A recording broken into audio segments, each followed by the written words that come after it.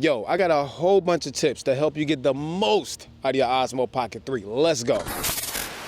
What up, y'all? It's Tyson Terry Worth, and I'm back for another video. Hope you're having a fantastic day so far. Remember to be thankful for your freaking life today. Like, look at this. Because you ain't have to have that, okay? Before we get into the meat potatoes, I need to color grade this footage. This is that super flat D-Log M. So let me pick one of my custom LUTs. Hold on. I think this one is best, okay? So I'm gonna tell you more about D-Log M in a moment, but I did make 9 custom LUTs for the Osmo Pocket that take you from that super flat look to normal color over to a stylized color. Download link in the description. Actually, let's go ahead and talk about color as the first topic, okay? So the Osmo Pocket 3 ships with normal color profile, D-Log M, and also HDR. Now, I don't use the HDR profile. Some of y'all do, I don't. I only use normal color profile and D-Log M, okay? Let's talk about normal color profile first, which I actually use quite a bit. You don't have to use D-Log M and color grade anything.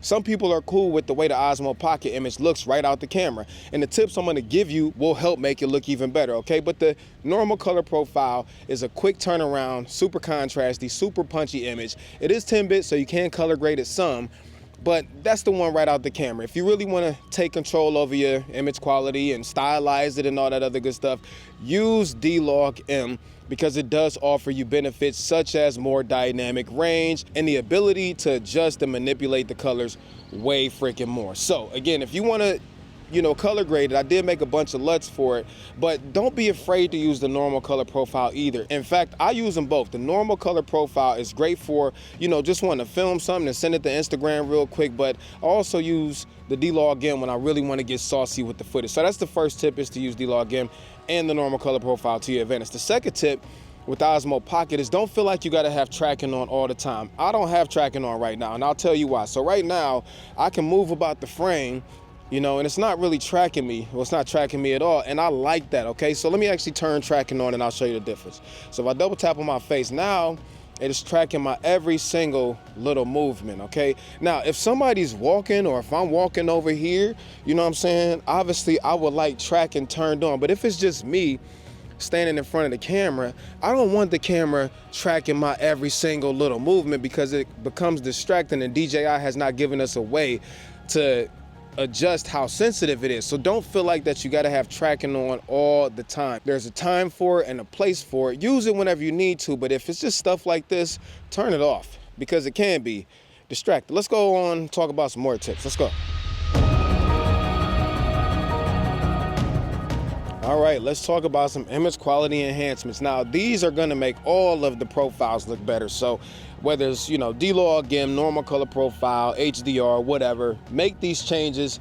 They will instantly make your footage look better. Now, the good thing about the Pocket 3 is DJI has given us the ability to reduce or increase the amount of in-camera sharpening or noise reduction, which a lot of pro cameras don't even do. So it's really good that it has it. I run mine at -2 when it comes to sharpness and -1 when it comes to noise reduction. You can go on your Pocket 3 in the menu and change this however you want to. I prefer to add these two in post if I need to.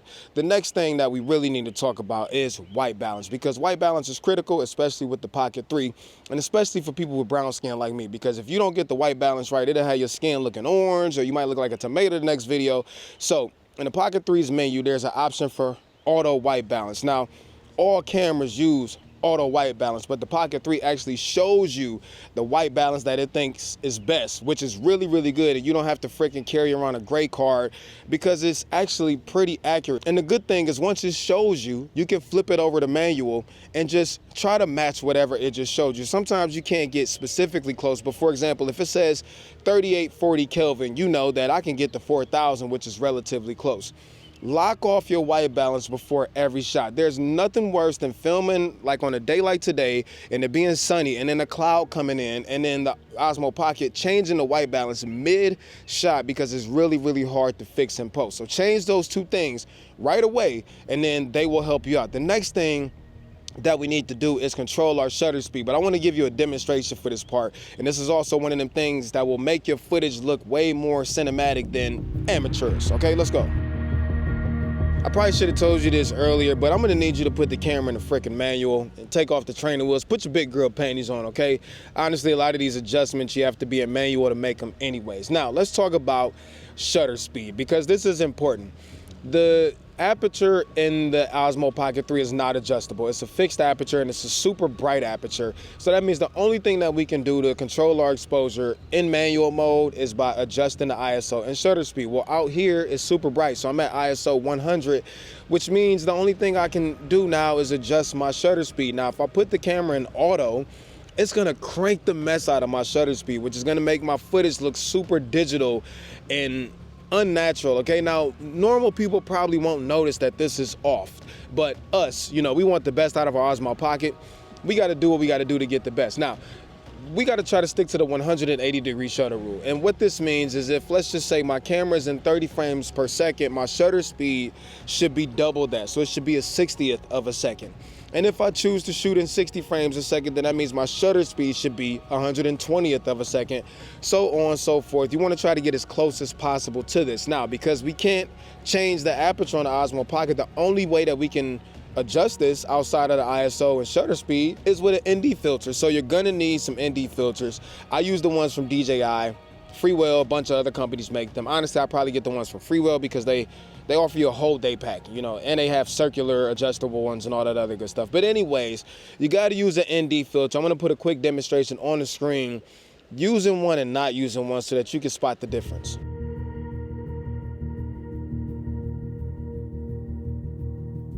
All right, I got to hurry up because my kids got to get picked up from school. We need to talk about music, and this is where today's sponsor, Artlist, comes into play, because what good is a good video without good music? You know what I'm saying? Anyways, I've been using Artlist for a long time.